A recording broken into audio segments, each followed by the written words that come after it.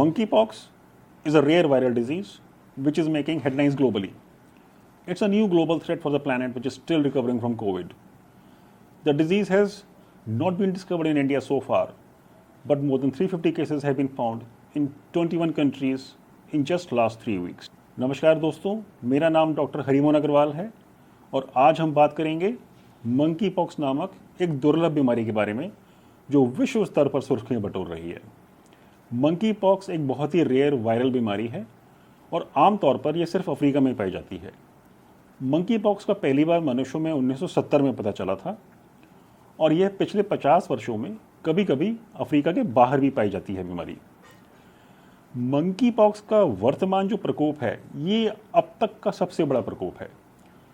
हाल ही में यूरोप में, America, Africa, UAE, Australia के 22 देशों में 350 से अधिक रोगियों में इस बीमारी का डायग्नोसिस किया गया है।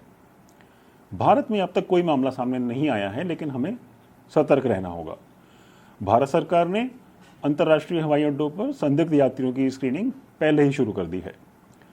मंकी पॉक्स एक बहुत ही दुर्लभ बीमारी है और यह जंगली चूहों, गिलहरी या बंदरों से मनुष्यों में फैलती है। साथ ही मंकी पॉक्स इंसानों से इंसानों में भी फैल सकता है। मंकी पॉक्स इंसानों से इंसानों में सांस की बूंदों के द्वारा, करीबी व्यक्तिगत संपर्क, संक्रमित व्यक्ति की त्वचा या म्यूकस को छूने से फैल सकता है। यह व्यक्तिगत सामान जैसे कि बिस्तर आदि को साझा करने और सेक्स के माध्यम से भी फैल सकता है। हालांकि यह कोरोना वायरस जितनी तेजी से नहीं फैलता है और संचरण धीमा होता है।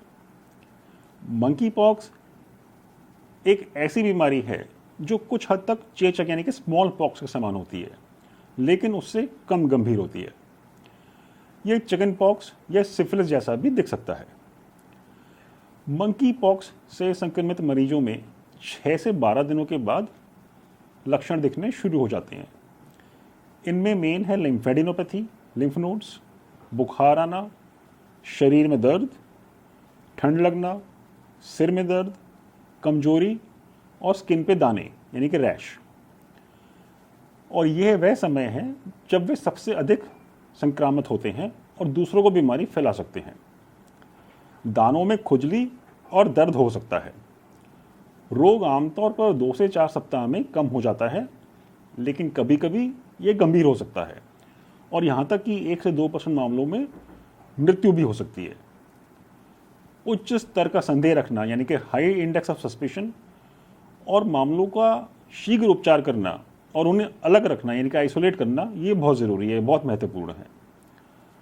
चेचक यानी कि स्मॉल पॉक्स और चिकन पॉक्स के खिलाफ क्रॉस इम्यूनिटी की कमी के कारण यह रोग बच्चों में भी फैल सकता है और बच्चों में ये बीमारी ज़्यादा गंभीर हो सकती है क्योंकि उनके अंदर स्मॉल पॉक्स की इम्यूनिटी नहीं है। यह ध्यान रखना बहुत ज़रूरी है, बहुत महत्वपूर्ण है कि चेचक यानी स्मॉल पॉक्स का टीका मंकी पॉक्स के खिलाफ भी अच्छी सुरक्षा प्रदान करता है, लेकिन स्मॉल पॉक्स के खिलाफ जो टीकाकरण है वो 1980 में इस बीमारी के एरेडिकेशन के बाद बहुत पहले ही रोका जा चुका है।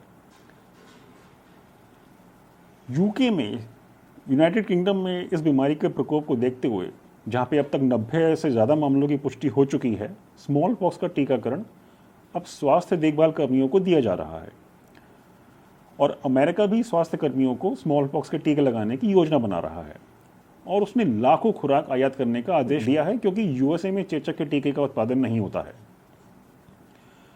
इंडिया में हमें इस समय घबराने की या डरने की कोई ज़रूरत नहीं है, कोई वजह नहीं है, लेकिन हमें अपनी आंखें खुली रखनी चाहिए और सतर्क रहना चाहिए। साथ ही हमें अपनी इम्यूनिटी को भी बढ़ाना चाहिए और इम्यूनिटी बढ़ाने के लिए हम क्या क्या कर सकते हैं ये जानना बहुत ज़रूरी है। उसके लिए हमें हेल्दी खाना खाना है, स्वस्थ खाना खाना है, पानी ज़्यादा पीना है, साफ़ पानी ज़्यादा पीना है, अच्छी नींद लेनी चाहिए और नियमित व्यायाम करना चाहिए, रेगुलर एक्सरसाइज। इसके अलावा हमें तनाव, धूम्रपान और शराब से बचना है। विटामिन्स की हम एक रेगुलर खुराक ले सकते हैं, मल्टीविटामिन्स की, और हमें खूब ताज़ी हवा और धूप का भी सेवन करना चाहिए। याद रखिए दोस्तों, सही ज्ञान बहुत शक्तिशाली होता है और अज्ञानता बहुत खतरनाक और घातक हो सकती है। तो ऐसे ही और भी ज्ञानवर्धक वीडियो देखने के लिए हमारे चैनल को सब्सक्राइब करें और इस वीडियो को देखने के लिए धन्यवाद। Thank you.